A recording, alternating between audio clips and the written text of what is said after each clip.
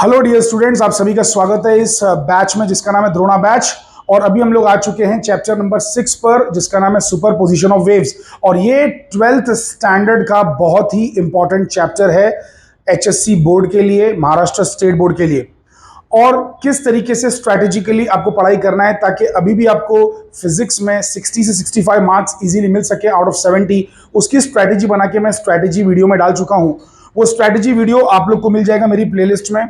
तो आप लोग जैसे ही YouTube पर आते हैं, YouTube पे आने के बाद जैसे आप सर्च करते हैं प्रोफेसर ऑफ साइंस, यहाँ पे आने के बाद आप चले जाइए प्लेलिस्ट में, प्लेलिस्ट पे क्लिक कीजिए।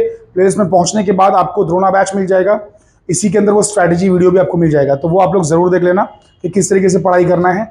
और बाकी ये जो दो प्लेलिस्ट हैं ये बहुत ही इंपॉर्टेंट प्लेलिस्ट हैं। 11th वालों का एग्जाम आ रहा है, उनके लिए ये प्लेलिस्ट बहुत ही गोल्डन चीज़ है, एकदम खजाना है, ट्रेजर है।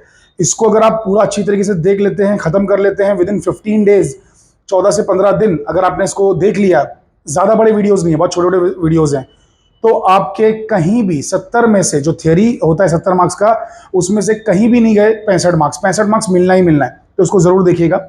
वैसे ही जो 12th स्टैंडर्ड वाले बच्चे हैं उनका बोर्ड्स आ रहा है, और बोर्ड्स इस बार थोड़ा जल्दी भी है, तो वो लोग ये प्लेलिस्ट देखिए। इसको लगेंगे 17 से 18 दिन पूरा कंप्लीट करने में, लेकिन अगर आप इसे पूरे 17 से 18 दिन देख लेते हैं तो आपका पूरा 12th स्टैंडर्ड का फिजिक्स इसमें कवर हो जाएगा, आपको कहीं कुछ जाने की जरूरत नहीं है।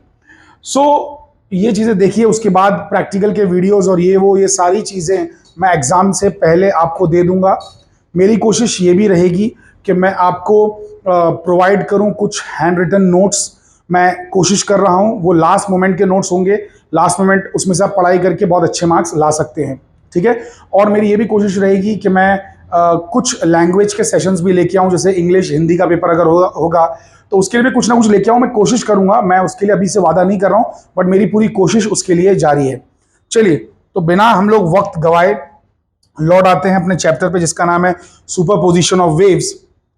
तो इंस्टा अगर आपका है और टेलीग्राम ये सब अगर आपके पास डाउनलोडेड है तो प्लीज़ ये सब पे जाके जो है मुझे फॉलो कर लीजिए, ताकि आप मुझसे बाद में डायरेक्टली बातें भी कर सकें।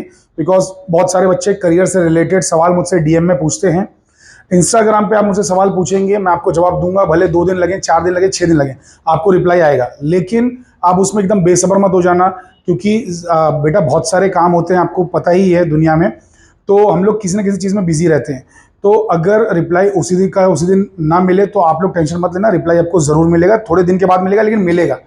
तो आप लोग वहाँ पे मुझसे कनेक्ट हो सकते हैं। तो यहाँ पर मैंने आप लोग के लिए पूरा कैसे स्टडी करना है और ये सारी चीज़ें लिख के रखी हुई हैं, ठीक है। अब आते हैं हम लोग न्यूमेरिकल पे, क्योंकि ये जो सेशन है द्रोणा बैच का, ये द्रोणा बैच स्पेसिफिकली फोकस करता है फॉर्मूले एंड न्यूमेरिकल्स पे। तो यहाँ पे फॉर्मूले क्या है, न्यूमेरिकल्स कैसे सॉल्व करना है, वो चीज़ अभी हम लोग देखने वाले हैं। तो ये पहला न्यूमेरिकल है, लेकिन इसके लिए फॉर्मूला क्या यूज़ होगा, पहले मैं वो फॉर्मूला डिस्कस कर लेता हूँ आप सभी से।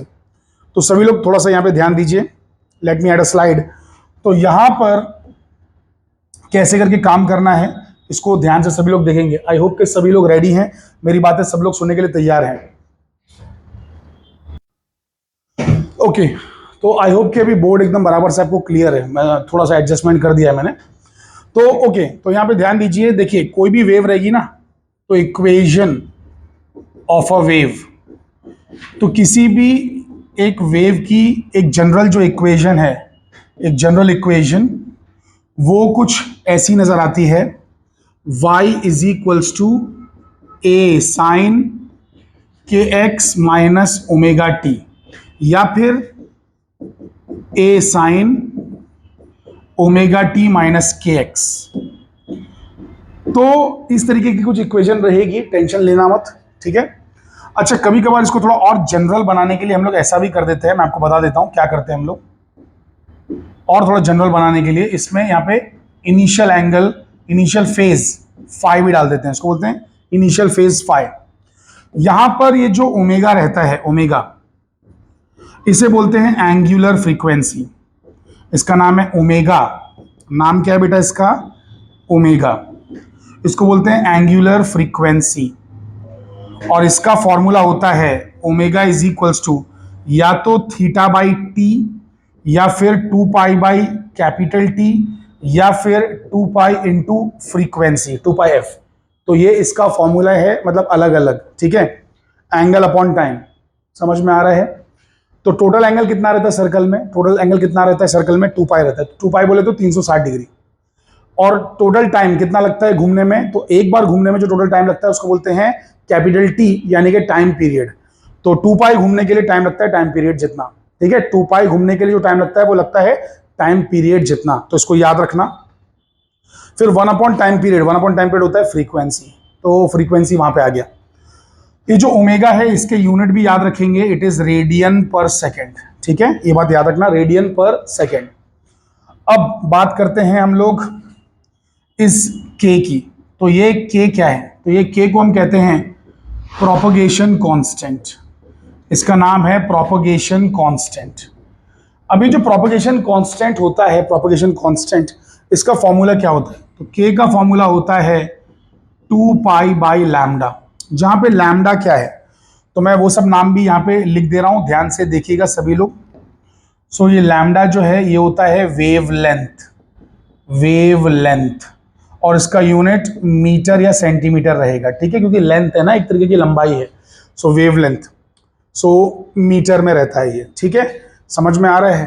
तो के जो रहेगा, के कैसा रहेगा, के का यूनिट क्या होगा, प्रोपगेशन कांस्टेंट का यूनिट क्या होगा। सो प्रोपगेशन कांस्टेंट का यूनिट रहेगा रेडियन पर मीटर, ठीक है, रेडियन पर मीटर। या कभी कभार शॉर्ट में मजाक मजाक में हम लोग सिर्फ मीटर इनवर्स भी कह देते हैं, ठीक है, लेकिन ज्यादा सही होगा रेडियन पर मीटर, बट मीटर इनवर्स भी खाली कह देते हैं, ठीक है, रेडियन को भुला देते हैं क्योंकि रेडियन वैसे भी एक सप्लीमेंट्री क्वांटिटी है, ठीक है। चलिए, तो ये हो गया ओमेगा, ये हो गया के। ओमेगा एंगुलर फ्रीक्वेंसी, ओमेगा के फॉर्मूले आपको बता दिए, के का एक ही सिंपल सा फॉर्मूला है, ये आपको बता दिया। ये जो इसमें फाई है, फाई, ये इसको बोलते हैं फाई, फाई। बहुत सारे बच्चे इसको फाई बोलते हैं, अरे ये फाई नहीं है रे बाबा, this is not phi, it is called as 5। आपको वी बोलना है, इसकी स्पेलिंग पता है सभी को ना, FIVE 5। सो ये 5 होता है, फाई नहीं होता, फाई इसको बोलते हैं, ठीक है, फाई, PHI फाई। ओके, सो ये फाई है क्या, ये फाई है क्या, सो ये है इनिशियल फेज, इसको बोलते हैं इनिशियल फेज, या प्यार से शॉर्ट में बोल देते हैं ईपॉक। क्या बोलते हैं, ईपॉक, इसको याद रखना। तो अब यहां पर अगर मुझे पता करना है कि ये जो वेव चल रही है इसकी स्पीड कितनी है, तो स्पीड का जो फॉर्मूला है वो 2 फॉर्मूले हैं स्पीड ऑफ अ वेव के फॉर्मूले, स्पीड ऑफ अ वेव के 2 फॉर्मूले हैं, ध्यान से सुनना। v equals to f lambda, यानी कि फ्रीक्वेंसी इनटू वेवलेंथ। तो v equals to f lambda, ये एक फॉर्मूला है, और दूसरा है ओमेगा बाई के। तो ओमेगा बाई के भी इसका एक फॉर्मूला है। बेटा याद रखेंगे कि नहीं याद रखेंगे, तो रुको, इसको एक ही लाइन में लेके आ जाता हूं, ठीक है। ओके, तो v equals to f lambda या फिर omega by k, v equals to f lambda या omega by k. I hope कि सभी को ये याद रहेगा, बहुत ही सिंपल सा है। So v equals to f lambda या ओमेगा बाई के, ये तरीका है वेव की स्पीड निकालने का, वेव की वेलोसिटी या वेव की स्पीड निकालने का। अब अगर मुझे पार्टिकल जो हिल रहा है उसकी स्पीड निकालना है, अरे जब वेव चलती है तो वेव के आगे बढ़ने की स्पीड को वेव की स्पीड बोलते हैं, बराबर, वो v हो गया। लेकिन पार्टिकल हिलता है ना ऊपर नीचे, पार्टिकल हिलता है ऊपर नीचे, तो अगर ट्रांसवर्स वेव है तो ऊपर नीचे हिलेगा, और अगर लॉन्जिट्यूडनल वेव है तो आगे पीछे हिलेगा। तो ये जो हिलने की स्पीड आगे पीछे की या ऊपर नीचे की, ये स्पीड कैसे निकालेंगे, इसको बोलते हैं पार्टिकल वेलोसिटी। तो पार्टिकल वेलोसिटी निकालने का तरीका है पार्टिकल वेलोसिटी, इसको v नहीं बोलते, इसको बोलते हैं vp। तो इसका तरीका है dy/dt। वैसे ही पार्टिकल का एक्सीलरेशन निकालना है, पार्टिकल एक्सीलरेशन शॉर्ट में लिख रहा हूं, उसको बोलते हैं AP, पार्टिकल का acceleration, acceleration of the particle, और ये होता है डबल डेरिवेटिव, यानी कि d2y/dt²। यानी कि एक बार डेरिवेटिव निकालोगे तो वेलोसिटी आ जाएगी, और 2 बार डेरिवेटिव निकालोगे तो क्या आ जाएगा बेटा, एक्सीलरेशन आ जाएगा। अरे समझ में आ रहा है भाई कि नहीं समझ में आ रहा है, it is very easy. Okay, चलिए आगे बढ़ते हैं। अब इस प्रॉब्लम को सॉल्व करने की कोशिश करते हैं। तो ये प्रॉब्लम सभी को नजर आ रहा होगा, इसमें क्या लिखा हुआ है, इसको आइए एक नई स्लाइड पर लिखते हैं। सो लिखा हुआ है y is equals to 0.05 sine 10 pi minus 40t, ऐसा कुछ लिखा है ना, एक सेकंड रुको देखने तो पहले। अच्छा नहीं, पाई बाई 2 भी है बाहर, 10x माइनस 40t है। सो 10x माइनस 40t, वेट, सो पहले बाहर क्या लिखा है, pi by 2, pi by 2 10x minus 40t। चलो और क्या लिखा है, माइनस पाई बाई 4 लिखा है, माइनस पाई बाई 4, ठीक है। और क्या लिखा है, कुछ नहीं, बस खाली बाहर मीटर लिखा है, मतलब ये जो वेव की इक्वेशन है ना, ये मीटर्स में है, ठीक है, इसको याद रखना, मीटर में। चलो तो आंसर सब मीटर में आएगा अपने को। अरे एकदम सिंपल सी बात है बाबा, टेंशन मत लो, it's damn easy. Now listen, इसको थोड़ा सुधार के लिखना होगा, इसे खूबसूरत बनाना होगा। तो y इज इक्वल्स टू 0.05, ये तो पहले से खूबसूरत है। अब ये चीज को अंदर मल्टीप्लाई करना होगा, तो ये बन जाएगा आपका 10 पाई बाई 2, 10 पाई बाई 2 मतलब 5/2 पाई एक्स, ठीक है। अरे एक सेकंड, 5/2 नहीं रहेगा, अरे मेरा भी ध्यान किधर जा रहा है, 10/2 मतलब 5, तो 5 पाई एक्स क्या हो जाएगा, 5 पाई एक्स माइनस, फिर इसको इससे भी मल्टीप्लाई करना होगा ना। अरे बच्चा, ये जो बाहर रहता है ब्रैकेट के, उसको ब्रैकेट के अंदर दोनों से मल्टीप्लाई करना होगा ना। तो इसको पाई बाई 2 को अंदर मल्टीप्लाई किया तो ये 2 कैंसिल होके यहाँ पे 5 आ गया, 2 5 10, तो 5 पाई एक्स हो गया। और यहाँ पे भी जब 2 जाएगा तो ये 20 बचेगा खाली, तो 20 pi T, 20 pi T minus pi by 4 बचा, ठीक है। वो मीटर लिखने की जरूरत नहीं है अभी। अब इसे कंपेयर करेंगे, कंपेयरिंग विद जनरल या फिर standard equation of a wave.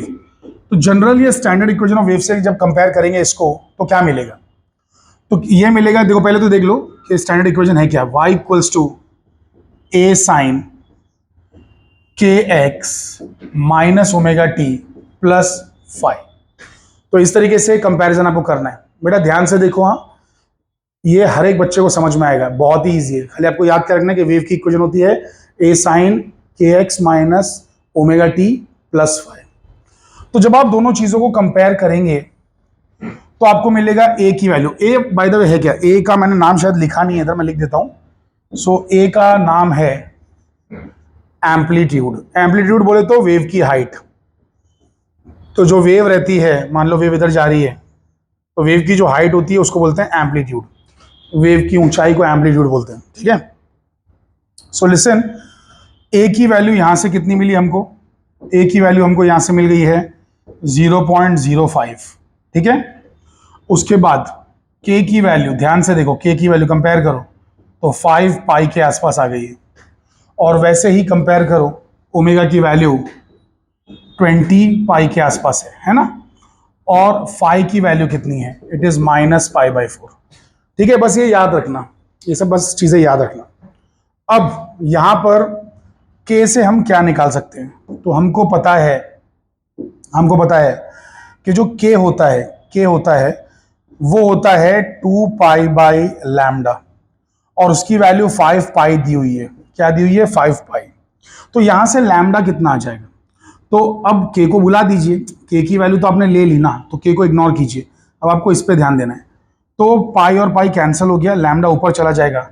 So lambda की वैल्यू आ जाएगी 2/5। लैम्डा की वैल्यू क्या आ जाएगी, 2/5। अरे भैया, लैम्डा ऊपर जाएगा 5 नीचे आएगा। सो लैम्डा ऊपर जाएगा 5 नीचे आएगा। सो 2/5 की वैल्यू जब कैंसिल करोगे तो 0.4 मीटर आएगा। बेटा इतना तो मैं एक्सपेक्ट कर रहा हूँ कि आप लोग को आएगा, क्योंकि अगर इसको आप 20 मान लो तो 20/5 करोगे तो क्या आएगा, 4। लेकिन 20 नहीं है, 2 है, तो 0.4। समझ में आया। तो ये 0.4 मीटर है लैम्डा। अब आ जाते हैं, तो लैम्डा मिल गया। इसमें तो वो निकालने के लिए क्या बोला है, द वेवलेंथ निकालने बोला है, ये थोड़ा छुप गया है।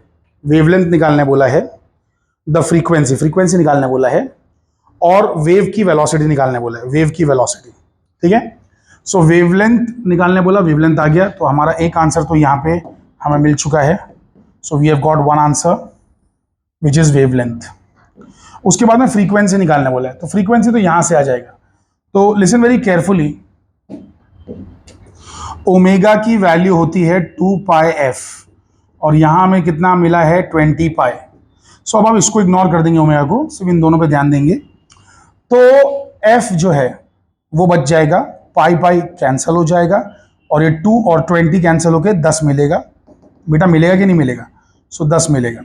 सो फ्रीक्वेंसी आपकी जो आ रही है वो आ रही है 10, और 10 यूनिट क्या होता है फ्रीक्वेंसी का? हर्ट्स। करेक्ट, बिल्कुल सही कहा आपने। तो हर्ट्स। सो ये हो गया आपका f इक्वल्स टू 10 हर्ट्स। ठीक है बच्चा? So f equals to 10 hertz. Are you guys understanding this point? So frequency आपकी 10 हर्ट्स आ चुकी है। तो वेवलेंथ मिल गया, फ्रीक्वेंसी मिल गई, अब वेव की वेलोसिटी पूछा है। वेव की वेलोसिटी, तो वेव की जो स्पीड है या वेलोसिटी है जो भी है, भैया हमको पता है ना कैसे निकालना है। तो वेलोसिटी या वेव की speed is F lambda. So F जो है वो आया था 10 और लैम्डा आया था 0.4, मल्टीप्लाई करते आ जाएगा 4 मीटर पर सेकेंड। तो ये हमें तीसरा आंसर भी मिल गया, which is v equals to 4 meter पर सेकेंड। आई होप कि सभी को ये बातें समझ में आई होंगी। So it was damn easy problem. ठीक है, बहुत ही ईजी प्रॉब्लम था, और इसी तरीके के प्रॉब्लम आपके बोर्ड्स में भी आते हैं। सो वेवलेंथ, फ्रीक्वेंसी, वेव वेलोसिटी। ठीक है, चलिए ये हो गया। अब आगे बढ़ते हैं। सो ये सब थियरी है, ये मैं ऑलरेडी मेरे लेक्चर्स में मैं समझा चुका हूं। उसकी पूरी सीरीज आपको मैंने स्टार्टिंग में प्लेलिस्ट में दिखा दी, वहां से इसको जरूर देख लीजिएगा। 2-2 घंटे के अंदर मैंने पूरा पूरा चैप्टर खत्म कर दिया। इससे ज्यादा फिजिक्स को और क्या इजी बनाऊं? तो आप उसे देखिए, मेरी गारंटी कि आपको पूरा का पूरा समझ में आएगा। बहुत ही अच्छे वीडियोस हैं। मैं अपने मुंह से अपनी तारीफ नहीं करना चाह रहा, लेकिन वो वीडियो सच में बहुत अच्छे हैं। तो शॉर्ट टाइम में आपको मैक्सिमम चीज़ें सीखने मिल जाएंगी, और वक्त वैसे भी बहुत कम है, लगभग नवंबर चालू हो गया है। ठीक है, ओके। तो ये सब थियरी मैंने जस्ट डाल के रखी हुई है, आप लोग इसको आराम से लेक्चर्स में से देख लीजिएगा। आ जाते हैं फिर से प्रॉब्लम पे। इन लोग बोल रहे हैं कि इसमें से कौन सी इक्वेशन दर्शाती है कि वेव मतलब y एक्सिस में चल रही है, y एक्सिस में चल रही है। ये कौन सी इक्वेशन को देख के पता लगता है कि वेव y एक्सिस में चल रही है? ठीक है, ये बोर्ड्स के एमसीक्यूज हैं, ध्यान से देखो। अब एक बात याद रखना जिंदगी में कि जो वेव होती है ना, वेव, मान लो एक ट्रांसवर्स वेव है। सो एक ट्रांसवर्स वेव वो चल रही है इधर, लेट से मान लो इधर चल रही है। तो जब वो एक्स में चल रही है, मान लो ये एक्स और ये वाई डायरेक्शन है, this is some x and this is some y direction. तो जब वो एक्स में चल रही है तो पार्टिकल हिल कहां रहा है? वाई में। अगर वो वाई में चल रही होती तो पार्टिकल ऐसे हिलता ना, एक्स में हिलता। तो लोग क्या बोल रहे हैं कि मुझे वाई में चलने वाली वेव चाहिए। ठीक है, वाई में चलने वाली वेव। तो फिर उसके लिए आपको वेव ऐसी बनाना पड़ेगी, ध्यान से देखिए। तो वेव आपकी इस तरीके से होगी, वाई में चलने वाली, वाई में चलने वाली।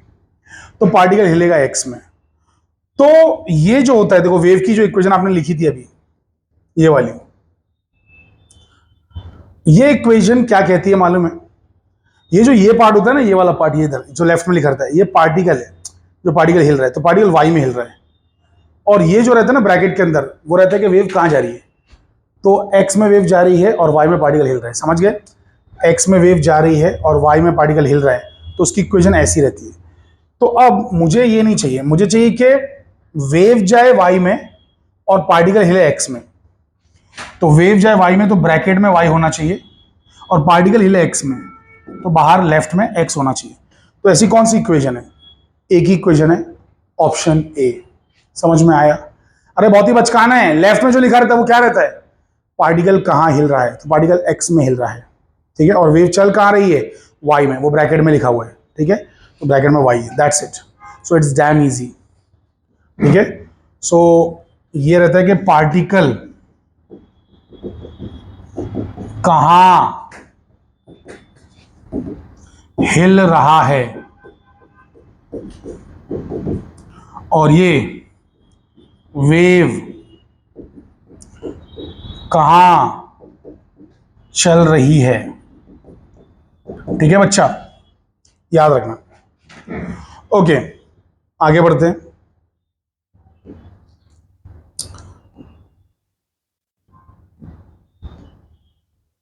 ये काफी सारी थियरी आप लोग के लिए दे रखी है, चलिए इस पे आते हैं। अभी ये कुछ बोल रहा है, क्या बोल रहा है एक पाइप है, पाइप अपनी ज़िंदगी में बहुत इंपॉर्टेंट है। आप बोलेंगे हाँ सर बहुत इंपॉर्टेंट है, घर में पानी आता है उससे, वो पाइप की बात नहीं चल रही है। म्यूजिक जो आप बजाते हैं ना, वो पाइप ही तो है। कौन सी? बांसुरी। ठीक है। सो अब बांसुरी यानी कि एक पाइप, उसका फ्रीक्वेंसी से, साउंड से क्या रिश्ता है? तो अब मैं आपको जो समझाने जा रहा हूं उसे बहुत ही गौर से सभी लोग ध्यान से सुनेंगे। So listen very carefully. हमारे पास एक पाइप है जो कि दोनों बाजू से खुला हुआ है, जैसे कि अपनी बांसुरी। एक पाइप है जो कि दोनों बाजू से खुला है, जैसे कि बांसुरी। तो बांसुरी का केस कैसा है, इसे समझिए। बांसुरी के अंदर जब फूंक मारोगे ना यहाँ पे, तो यहाँ पे ऐसा उसका मुंह खुला रहेगा, हवा का मुंह खुला रहेगा। ठीक है। और फिर यहां पे जाके फिर से हवा का मुंह खुल जाएगा।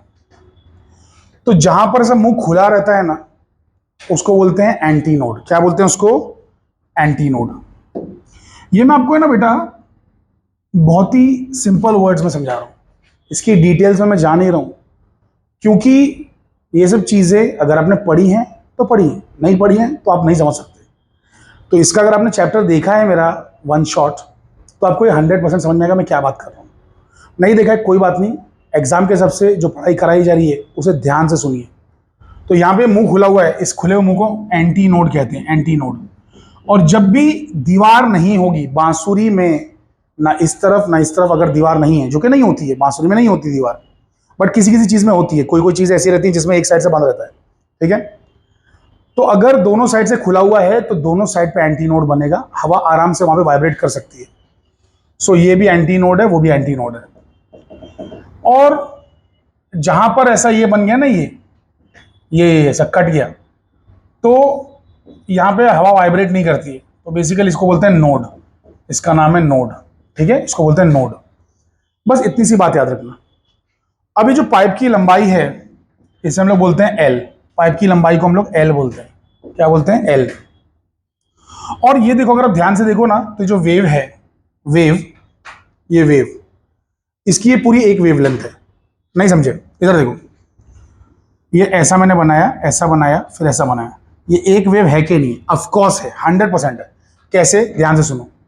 अगर मैं इसे यहां से और ले लूं, यहां से, तो ये ऐसा बंद हो जाएगा, ये ऐसा बंद हो जाएगा। हाँ के ना? तो बेसिकली तुम्हें मालूम है कि पीक से पीक क्या होती है? एक वेवलेंथ होती है ना।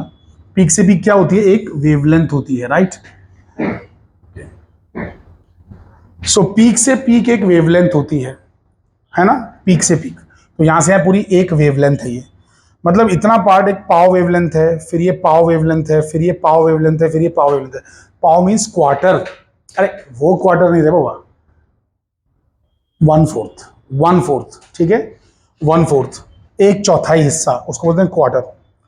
तो ये पूरी एक वेवलेंथ है। तो यहां पर अगर मैं ऐसा लिख दूं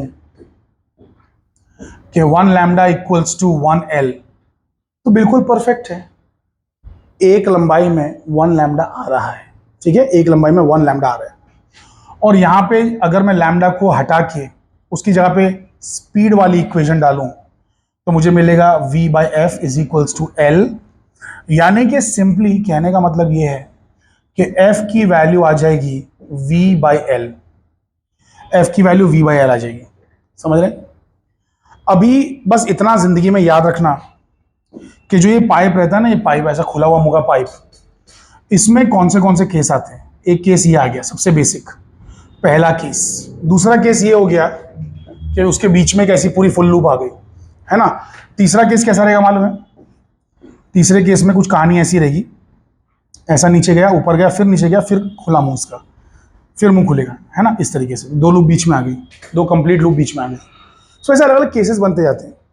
तो इसका जब निकालने जाएंगे तो 1v/2l आता है, इसका 2v/2l है, ये सेकंड केस का।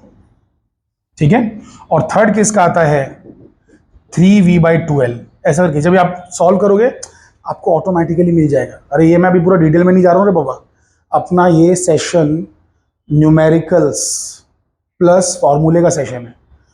तो बस याद रखिए कि 2v/2l, 1v/2l, 3v/2l, ऐसा मतलब 1 2 3 करके आया है, 1 2 3। ठीक है, इस तरीके से आएगा। तो तो कहने का सिंपल सा मतलब ये है कि जो फ्रीक्वेंसी सबसे बेसिक आई ना वो 1v/12 है, जो उससे ऊपर आई उसका वो है 2v/12, और जो उसके ऊपर आई वो है 3v/12। यानी कि मैं F2 को लिख सकता हूं 2 टाइम्स F1, और वैसे ही F3 को लिख सकता हूं 3 टाइम्स F1। 3 टाइम्स F1, अरे क्योंकि v/12 क्या है, F1 है ना, तो 2 times v/12, 3 times v/12। v/12 क्या है, फर्स्ट फ्रीक्वेंसी है, फंडामेंटल फ्रीक्वेंसी।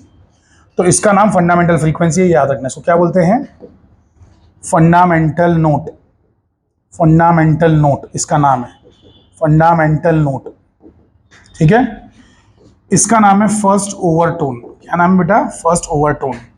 और इसका नाम है सेकंड ओवरटोन। तो इस हिसाब से अगर देखा जाए तो फंडामेंटल नोट को अगर मैं ये कह दूं जीरोथ ओवरटोन तो भी कुछ गलत नहीं होगा। हालांकि ऐसा नाम दिया नहीं जाता है, लेकिन जीरोथ ओवरटोन भी अगर आपने याद कर लिया तो कोई बुराई नहीं है। Zeroth overtone, first overtone, second overtone, समझ में आ रहा है। तो इसमें कंटिन्यूस फ्रीक्वेंसीज है, 1v/12, 2v/12, 3v/12, बस ये याद रखना। अब हम लोग आ जाते हैं दूसरे पाइप पे। ये पाइप कैसा है मालूम है, ये पाइप एक साइड से बंद है, एक साइड से बंद है। तो इसमें क्या होगा, आप लोग दिमाग लगा सकते हैं, सोच सकते हैं कि इसमें क्या होगा एग्जैक्टली। इस पाइप में क्या होगा, आप लोग मुझे खुद बताइए। बहुत सिंपल है, यहां पर इसका मुंह खुला है ना, तो यहां पर एंटी नोड बनेगा, और जहां पर पाइप का मुंह बंद है वहां पर नोड बनेगा। समझ रहे हैं, वहां पर नोड बनेगा। अभी ये जो लंबाई है यहां से यहां तक की, तो ये तो जस्ट क्वार्टर है ना, मतलब एक चौथाई है। सो एक एल में λ/4 आ रहा है। समझिए इस बात को, देखिए इसको समझिए क्या कह रहा हूं मैं। एक वेवलेंथ कैसी होगी, ऐसी होगी, फिर ऐसी होगी, फिर ऐसी होगी, फिर ऐसी होगी। तो ये तो सिर्फ है ना इतना सा ही पार्ट है ना, यहां तक लेंगे तो आधा वेवलेंथ होगा, यहां तक लेंगे तो पौना वेवलेंथ होगा, और यहां तक लेंगे तो पूरा वेवलेंथ होगा। समझ रहे हैं, तो यहां से यहां तक 1/4 लेंथ है, वेवलेंथ, एक चौथाई। सो एल में λ/4 आ रहा है, समझे। तो इसके लिए हम लोग लिखेंगे L इक्वल्स टू λ/4, यानी कि लैम्डा होगा 4L, यानी कि V/F होगा 4L। सो F की वैल्यू होगी 1V/4L। इसको मैं F1 कह देता हूं। इसका जो अगला केस आएगा उसमें क्या होगा, अगले केस में, अगले केस में ये इस तरीके से नीचे जाएगा, फिर यहां टच होगा। ठीक है, यहां पे एक कंप्लीट लूप ऐसी बन जाएगी लाइक दिस। तो अब यहां पर ये 3/4 वेवलेंथ है, 3 क्वार्टर्स है।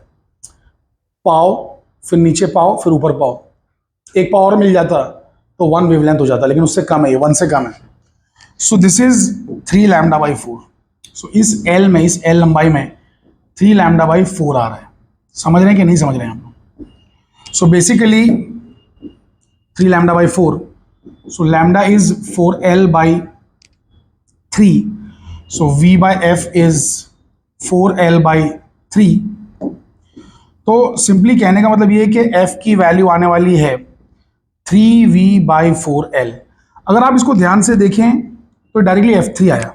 F3 क्यों, इसको मैं F3 क्यों बोल रहा हूं, क्योंकि इसके जस्ट बाद वाला ये है, लेकिन आपको 2V/4L नहीं आया, सीधा 3V/4L आया, और V/4L F1 है, तो ये 3 टाइम्स हो गया F1। सो ये हो गया आपका 3 टाइम्स F1। समझ रहे हैं, 3 टाइम्स F1। इसका अगर आप अगला केस देखेंगे तो अगले केस में क्या होगा, ध्यान से देखिएगा। अगला केस, जिन लोगों को थियरी ऑलरेडी पता है वो लोग सिर्फ ये वाले पार्ट को आगे फास्ट फॉरवर्ड करके स्किप कर सकते हैं। सर नीचे जाएगा, फिर ऊपर जाएगा, फिर नीचे आएगा, इस तरीके से 2 कंप्लीट लूप बीच में आएंगे। ठीक है, और ऐसे इसमें नोड्स आएंगे।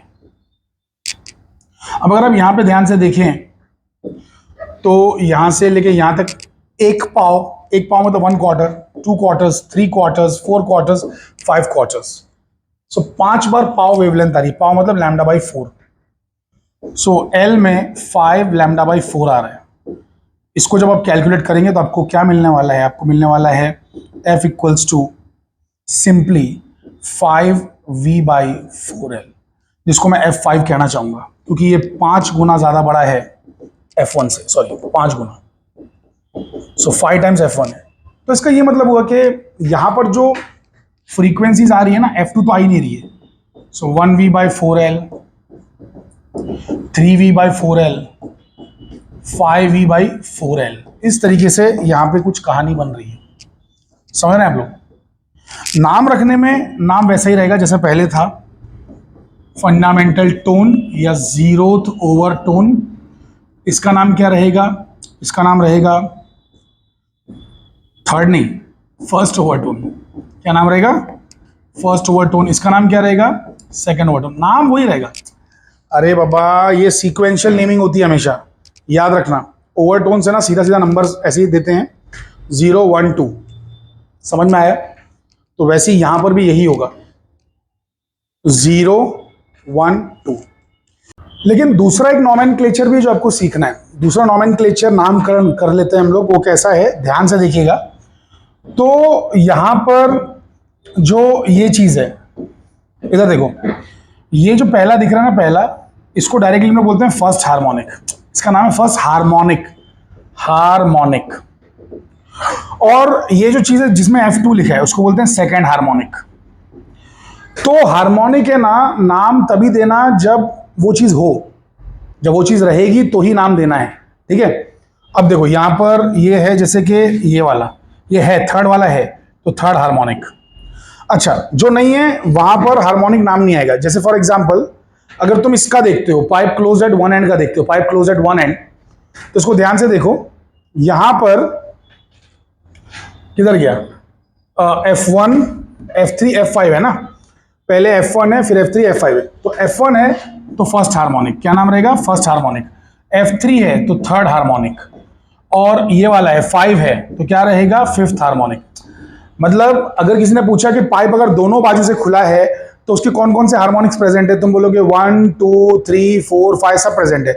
लेकिन अगर किसी ने बोला कि पाइप एक साइड से बंद है तो कितने हार्मोनिक्स प्रेजेंट है, कौन कौन से हार्मोनिक्स प्रेजेंट है, तो तुम बोलोगे 1 3 5 फिर 7, 1 3 5 7 ऐसे करके हार्मोनिक्स प्रेजेंट है। समझ गए? तो ये बात बस दिमाग में रख लेना।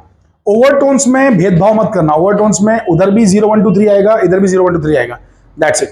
चलिए एनीवे आगे बढ़ते हैं। तो ये वाला जो सवाल था, किधर गया सवाल? सवाल इसको सॉल्व कर लेते हैं। तो सवाल है यहां पर, इसमें क्या बोला है कि पाइप एक एंड से क्लोज है। जब पाइप एक एंड से क्लोज रहेगा तो उसमें क्या होगा आपको पता है, उसमें 1 आएगा, फिर 3 आएगा, फिर 5 आएगा, फिर ऐसे करके आता जाएगा। ठीक है, इसको याद रखना। ओके, तो अब इसको सॉल्व करते हैं। तो उसमें क्या दिया है? 3 फ्रीक्वेंसीज दी हैं कॉन्जिक्यूटिव, एक के बाद एक वाली। तो एक 640 दिया है, एक दिया हुआ है 896, और एक दिया हुआ है 1152। इन लोग बोल रहे हैं कि पता करो कि फंडामेंटल वाली फ्रीक्वेंसी कितनी होगी। तो पहले ये तो पता कर लें कि ये कौन से नंबर की फ्रीक्वेंसी है, ये कौन से नंबर की है, ये कौन से नंबर की है।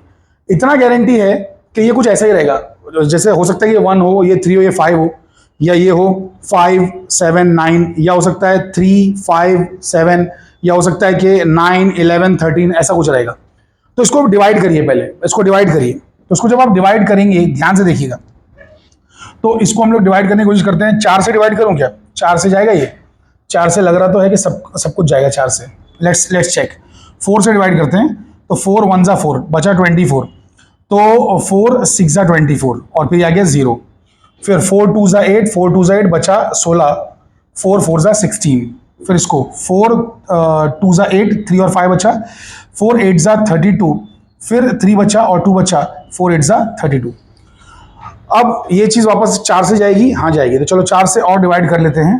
तो 4 4 जा 16, फिर 0, फिर 4 5 जा 20, फिर बचेगा 24, तो 4 6 जा 24। फिर इसको भी डिवाइड करते हैं, तो 4 7 जा 28, और 4 2 जा बराबर है। ये भी 4 से जाएगा, तो और 4 से डिवाइड करते हैं, तो 4 10 जा, फिर ये कितना आ रहा है आपका 4 1 जा 4, और 4 4 जा 16, फिर ये 4 1 जा 4, और 4 8 जा 32। अब ये 4 से नहीं जाएगा, अब ये 2 से जाएगा। ठीक है, 2 से जाएगा। सो 2 5 जा 10, 2 7 जा 14, और 2 9 जा 18। तो अब देखो इसका जो रेशियो आया है 5 7 9 आया है। इसका मतलब ये 5th हार्मोनिक है, ये 7th हार्मोनिक है, ये 9th हार्मोनिक है। समझ में आया? तो 640 वाला तो 640 hertz is fifth harmonic. Fifth harmonic का मतलब ये है कि 640 हर्ट्ज कुछ और नहीं बल्कि फंडामेंटल फ्रीक्वेंसी जो है F1 उसका 5 टाइम्स है। फिफ्थ हार्मोनिक मतलब 5 गुना।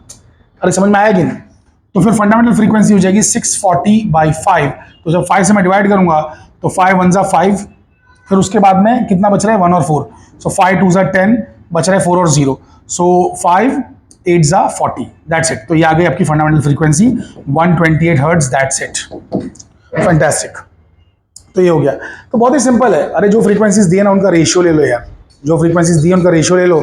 तो अगर 579 आ रहा है ना, समझ में आ गया कि pipe open at one and है या क्लोज एट वन एंड है, पाइप एक ही एंड से बंद है या एक ही एंड से खुला है, ठीक है। और फिर उसका फंडामेंटल जो है वो कैसा रहता है, उसका हार्मोनिक्स कैसा रहता है, 5 7 9 ऐसा हार्मोनिक्स रहता है। चलो ठीक है, तो बहुत ही सिंपल है। आगे बढ़ते हैं और एक सवाल की ओर। तो इसमें क्या बोला है कि जो धागा है, धागा उसको बांधा गया है 2 कीले के बीच में, धागे को 2 कीले के बीच में बांधा गया है और उसको ऐसे शेक किया गया है। तो लोग बोल रहे हैं कि एक एंड से फ्री है और एक एंड पे वो बंद है, मतलब एक एंड पे बंद है और एक एंड से फ्री है, तो फ्रीली मूव कर सकता है एक एंड से। तो उसकी जो लंबाई है वो कितनी होगी, उसकी लंबाई कितनी होगी? तो सुनो, अभी लंबाई से रिलेटेड जो अपन ने बातें की वो ये है कि अगर दोनों साइड से पाइप खुला है तो इसकी फ्रीक्वेंसी कैसी आती है आपको मालूम है। इसकी फ्रीक्वेंसी सिंपली आती है 1 times V by what 2L, फिर 2 टाइम्स V बाई 2L और 3 times V by 2L and so on. और पाइप अगर एक जगह से बंद है तो इसकी फ्रीक्वेंसी कितनी आती है, F1 F3 F5 ऐसे आती है। और ये फ्रीक्वेंसी कितनी है 1V बाई 4L, फिर उसके बाद में 3V बाई 4L और 5V बाई 4L ऐसे आता है बच्चा, हाँ क्या ना। तो अब सेम टू सेम कहानी है ना धागे की है। अगर धागा दोनों साइड से बंद है ना तो बिल्कुल इस तरीके से है, वो इसी तरीके से है। सो धागा अगर दोनों साइड से बंद है और धागा अगर एक साइड से खुला है, एक साइड से खुला है, तो एक साइड से खुला मैं कैसे दिखा रहा हूं मालूम है, एक रिंग लगी है, रिंग, और रिंग डंडे पे लगी हुई है और यहां से बंद है और वहां से वो फ्री है, और इसको आपको पकड़ के खींच के छोड़ना है तो ऐसा रिंग भी उछलेगी, तो रिंग पे एंटी नोड बनेगा। अभी देखो ज्यादा डिटेल में जाओ मत कि ऐसा कैसे होगा क्या नहीं होगा। अबे ये सेशन डिटेल वाला सेशन नहीं है, इस सेशन में प्रॉब्लम कैसे सॉल्व करना है वो सीख रहे हैं हम लोग, ठीक है। तो बस, तो एक बात याद रखो कि स्ट्रिंग एक जगह से फ्री है, इसमें स्ट्रिंग दोनों जगह से बंद है, दोनों जगह से फ्री मत ले लेना, ठीक है। तो दोनों जगह से बंद जो है और ये पाइप जो दोनों जगह से खुला है, ये दोनों का सेम आंसर आता है। वैसे ही पाइप एक जगह से खुला है, स्ट्रिंग एक जगह से खुली है, धागा एक जगह से खुला है, सेम आंसर आता है। एक जगह से पाइप खुला है, एक जगह से धागा खुला है, सेम आंसर। दोनों जगह से स्ट्रिंग बंद है, दोनों जगह से पाइप खुला है, सेम आंसर। समझ में आया कि नहीं समझ में आया?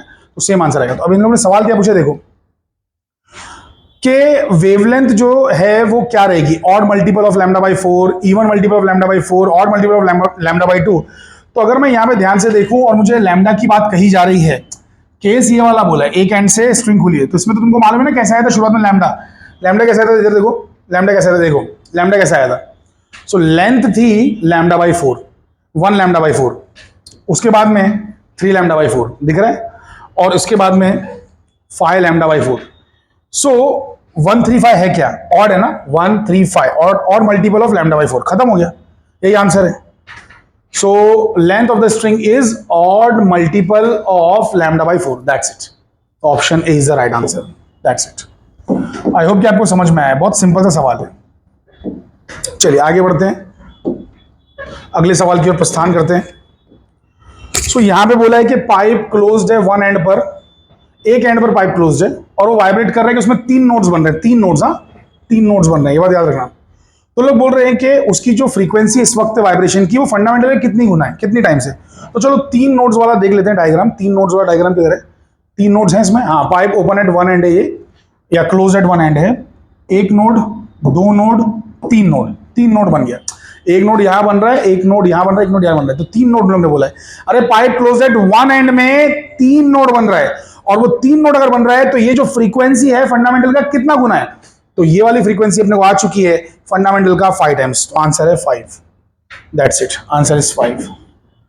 बहुत ही बचकाना था यार, क्या था इसके अंदर, बहुत ही इजी था, डैम इजी। आगे बढ़ते हैं। ये सोनोमीटर का एक्सपेरिमेंट, इसका फॉर्मूला हमेशा के लिए याद रख लेना, बहुत ही बचकाना है। v equals to under root of t by m. और अगर फ्रीक्वेंसी की बात कर दिया तो फ्रीक्वेंसी का फॉर्मूला है 1/2L under root of t by m. ठीक है, ये याद रखना, बहुत सिंपल सा फॉर्मूला आपको बता रहा हूँ, सोनोमीटर का फॉर्मूला। सोनोमीटर करके ये आपने एक्सपेरिमेंट ऑलरेडी 12th में किया हुआ है, जिसको नहीं पता मेरे प्रैक्टिकल के वीडियोस में देख लेना सोनोमीटर क्या है। तो इसमें लंबाई दिया हुआ है 0.5, तो हमारे पास लंबाई है 0.5, तो length is given which is 0.5 meters. उसके बाद में वेट 5 किलो का लगाया गया, मतलब 5 kg का वेट है, तो टेंशन होता है फोर्स होता है mg, तो 5 kg इंटू जी की वैल्यू 10 ले लेते हैं अप्रोक्सीमेटली, 10 नहीं है वैसे 9.8 है, अप्रोक्सीमेटली लेने तो 10 ले सकते हैं जी की वैल्यू।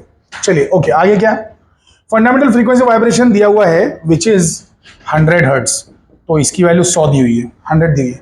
इन लोग बोल रहे हैं लीनियर डेंसिटी पता करो, लीनियर डेंसिटी बोले तो मास पर यूनिट लेंथ, और स्मॉल m का मतलब ही है मास अपॉन लेंथ। स्मॉल m मतलब total mass upon total length है, लीनियर मास डेंसिटी है ये, लीनियर डेंसिटी, तो लोग को m चाहिए। ठीक है, तो निकाल लेंगे m, बहुत ही बचकाना है। तो फॉर्मूला याद रखना, हाँ बेटा फॉर्मूला भूलना मत, फॉर्मूला, एक सेकंड किधर गया है फॉर्मूला, ये है फॉर्मूला अपना, ठीक है, ये फॉर्मूला याद रखना। तो अब ये फॉर्मूले से हमको काम करना है, तो दोनों साइड पे स्क्वायर कर दो, दोनों साइड पे स्क्वायर कर दो।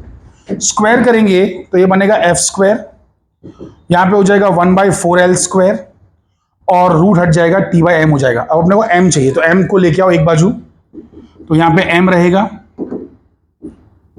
यहां पे m रहेगा इस तरफ, फिर ये आ जाएगा t अपॉन 4 स्क्वायर, 4 स्क्वायर नहीं sorry 4L square, 4L square, और नीचे f स्क्वायर आ जाएगा, बस अब सही है। तो अब इसको अगले पेज पे सॉल्व करते हैं। So m is equals to, t कितना दिया हुआ है, कलर चेंज कर देता हूं थोड़ा सा, तो t कितना दिया हुआ था 5 इंटू 9.8, अरे t दिया है ना भाई 5 इंटू 9.8, समझ रहे हो। उसके बाद में नीचे 4 है और लेंथ है 0.5, सो 4 है, लेंथ है 0.5 का स्क्वायर, और फ्रीक्वेंसी है 100, सो 100 का स्क्वायर, 100 का स्क्वायर, तो ये ऊपर आ जाएगा आपका 49 कुछ आ जाएगा, है ना, 9.8 इंटू 5 करेंगे 49 आ जाएगा बराबर। अब नीचे 4 है, 0.5 का स्क्वायर हो जाएगा 0.25, और ये 100 का स्क्वायर है ना, तो 2 बार 100 ले लो ना, 2 बार 100 ले लो, तो क्या हो जाएगा कि जब ये 100 इस 0.25 से मल्टीप्लाई होगा तो ये 25 बन जाएगा, इट विल बिकम 25 बराबर। अब यहाँ पे ऊपर लिखा है 49, अब नीचे 4 इंटू 25 करेंगे तो 100 बन जाएगा, और ये भी 100 है, तो ये 10⁻⁴ हो गया, तो ऊपर जाके 49 इंटू 10⁻⁻4, या सिंपली 4.9 इंटू 10⁻⁻3 इतना आ जाएगा आपका, और इसका यूनिट आ जाएगा kg पर meter, because mass density, linear mass density mass upon length है। सो बस हो गया ना ये आंसर, तो m का आंसर आ गया अपने को, समझे कि नहीं समझे, सो m का आंसर ये आ गया। ओके, ये देखो 4.9 इंटू 10⁻³ kg पर मीटर, खूब सुबह होता, it was dam easy, right, it was dam easy. आगे बढ़ते हैं, सो आ जाते हैं final question of the day पर, बीट्स वाला। तो बीट्स का कॉन्सेप्ट भी आप लोग पढ़ लेना जरा, क्या है बीट्स का कॉन्सेप्ट। बीट्स का फॉर्मूला तो एकदम बचकाना है, मतलब बीट्स का फॉर्मूला ऐसा है कि है ना, जो भी कॉन्जिक्यूटिव फ्रीक्वेंसीज रहती है ना, दो, जैसे 2 फ्रीक्वेंसी है, मान लो 3 फ्रीक्वेंसी, जो भी कॉन्जिक्यूटिव फ्रीक्वेंसीज एक के बाद एक के बाद एक फ्रीक्वेंसी है, तो उसका जो डिफरेंस रहता है फ्रीक्वेंसी का, तो मान लो जैसे n2 माइनस n1, तो उसको बोलते हैं नंबर ऑफ बीट्स। क्या बोलते हैं, नंबर ऑफ बीट्स। वैसे ही n3 माइनस n2 को भी बोलते हैं नंबर ऑफ बीट्स। समझ में आया, खाली बस इतना याद रखना, इतना शॉर्ट में याद रखो कि इसको नंबर ऑफ बीट्स बोलते हैं, ठीक है बच्चा। तो इसमें कहानी क्या दी हुई है, 8 ट्यूनिंग फॉर्क लिया है। ट्यूनिंग फॉर्क तो पता है ना, वो ऐसा अपन बजाते हैं, टंग करके बजाते हैं, फिर ऐसा रखते हैं रेजोनेंस ट्यूब के ऊपर, ठीक है। तो 8 ट्यूनिंग फॉर्क लिया है इंक्रीजिंग ऑर्डर फ्रीक्वेंसी में, और हर फॉर्क का अगले फॉर्क के साथ में 4 बीट्स बन रहे हैं।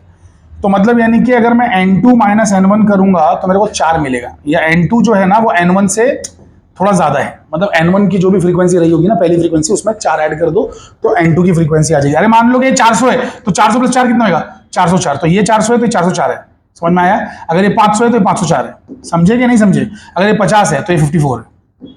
ओके, एनीवे, सो ये n2 के बारे में हो गया। वैसे ही n3 के बारे में अगर देखोगे तो n2 प्लस 4 हो जाएगा, n4 के बारे में देखोगे तो ये हो जाएगा आपका N3 प्लस 4। अच्छा एक सेकेंड, अगर मैं इसको सॉल्व करूँ, इसको सॉल्व करूँ तो ये N3 आएगा, N2 की जगह पे वापस से क्या आ जाएगा, N1 प्लस 4 आ जाएगा, और 4 पहले से भी दिया है। अरे N2 की जगह पे N1 प्लस 4 आ जाएगा और 4 पहले से भी दिया है, तो मैं ऐसा भी तो लिख सकता हूँ N1 प्लस 2 टाइम्स 4, समझे। वैसे इसको अगर सॉल्व करने जाओगे तो N4 क्या रहेगा मालूम है, N1 प्लस 3 टाइम्स 4। तो ऐसा करते करते करते करते करते करते करते करते क्या होगा कि N8 जो रहेगा ना वो N7 प्लस 6 टाइम्स 4 रहेगा, समझ गए। अबे देखो इधर N4 लिखा है तो N1 प्लस 3 टाइम्स 4, इधर N3 लिखा है तो N1 प्लस 2 टाइम्स 4, तो वैसे ही N8 रहेगा आखिरी वाला तो N7 प्लस 6 टाइम्स 4 रहेगा, समझे। तो ये रहेगा। अच्छा और क्या बोला है आगे, आगे क्या बोला है कि आखिरी वाले की फ्रीक्वेंसी, लास्ट वाले की फ्रीक्वेंसी पहले वाले का दुगना है, तो यानी कि N8 ऑल्सो गिवन, क्या दिया हुआ है कि N8 जो है वो 2 टाइम्स N1 है। तो अब ये दोनों जानकारियां हमें यूज करनी है, दोनों जानकारी हमको यूज करनी है। एक सेकंड, N7 नहीं, यहाँ पे आ जाएगा N1, मैंने गलती से N7 लिख दिया, आई एम सो सॉरी, मुझे माफ करना। ये होगा N1, समझे, N1 plus 6 times 4, N1 plus 6 times 4। अरे बड़े बड़े शहरों में छोटी छोटी बातें हो जाती हैं, ठीक है। सो N1 प्लस 6 टाइम्स 4। सो अच्छा अब ये इन्फॉर्मेशन को इसमें पुट करेंगे हम लोग, तो ये इन्फॉर्मेशन को इसमें पुट करेंगे, ध्यान से देखिएगा सभी लोग। सो N8 की जगह पे 2N1 आ जाएगा, यहाँ पे लिखा है N1 प्लस 6 4 जा 24 हो जाएगा, ठीक है। कुछ मिस्टेक कर दिया क्या मैंने,